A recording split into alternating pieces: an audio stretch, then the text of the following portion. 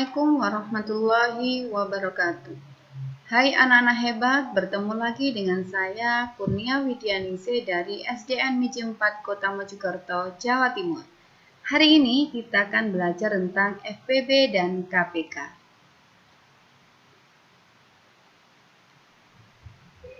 Tujuan pembelajaran yang akan kita capai adalah melalui video FPB dan KPK ini, peserta didik dapat menjelaskan dan menentukan pemecahan masalah yang berkaitan dengan FPB dan KPK dengan tepat. Anak-anak, banyak permasalahan dalam kehidupan sehari-hari yang dapat diselesaikan dengan menggunakan KPK atau FPB ini. Langsung saja, ini contoh yang pertama. Nih, dua siswa sedang berlari di suatu lintasan berbentuk lingkaran. Siswa pertama dapat menyelesaikan satu putaran dalam waktu 50 detik. Sedangkan siswa kedua dapat menyelesaikan satu putaran dalam waktu 60 detik. Mereka mulai berlari dari titik start di waktu yang sama. Pada titik keberapa kedua siswa tersebut bertemu kembali di titik start untuk yang kedua kalinya. Anak-anak, untuk menentukan apakah ini diselesaikan dengan FPB atau KPK, kita lihat kata kuncinya adalah pertanyaan.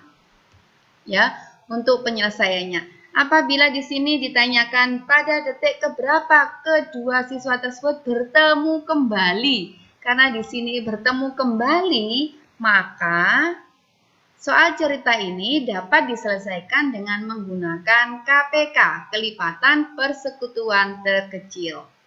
Ya, jadi yang ditentukan untuk KPK ini adalah yang satu putaran 50 detik dan satu putaran satunya adalah 60 detik. Jadi kita menentukan yang pertama kelipatan dari 50. Kelipatan dari 50 itu adalah 50 ya, ditambah 50 lagi 100, 100 ditambah 50 lagi 150, ditambah tambah 50 lagi 200, tambah 50 lagi 250, tambah 50 lagi 300 dan seterusnya.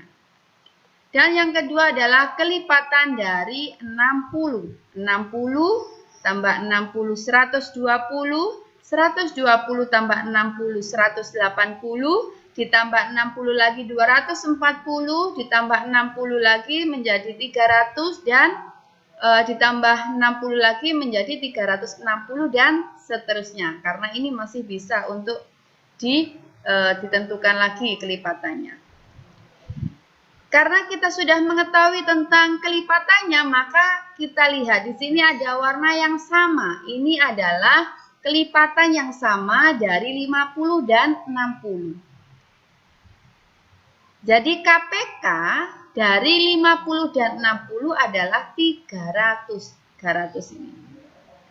Dari sini maka dapat kita tentukan. Jadi, kedua siswa tersebut bertemu untuk yang kedua kalinya di titik start pada detik ke-300.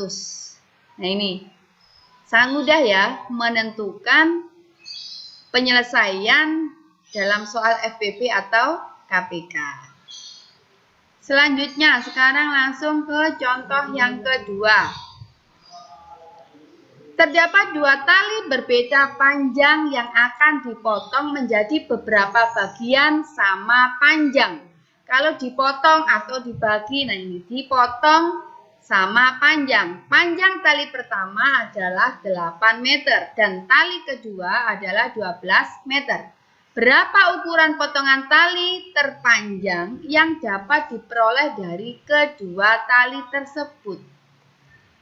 Nah, untuk penyelesaiannya, ingat kalau tadi itu ada bertemu kembali itu KPK, tetapi kalau ini ada kata dipotong atau dibagi, itu soal cerita ini maka diselesaikan dengan menggunakan FPB. Ingat-ingat ya kata kuncinya.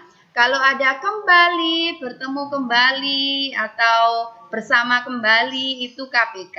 Tetapi kalau ada kata dibagi atau dipotong, itu adalah FPB. Jadi langsung saja, karena ini FPB maka kita mencari faktor dulu dari 8. Faktor dari 8 adalah, jadi bilangan yang dapat membagi 8 ini yaitu 1, 2, 4, dan 8. Sedangkan faktor dari 12 adalah 1, 2, 3, 4, 6, dan 12.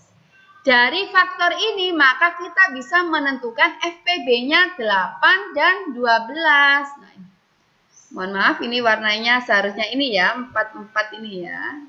Jadi yang sama di sini adalah 4. Maka FPB dari 8 dan 12 adalah 4. Jadi ukuran terpanjang setiap potongan tali adalah 4 meter. Sangat mudah ya menentukan FPB dan KPK dari soal cerita ini.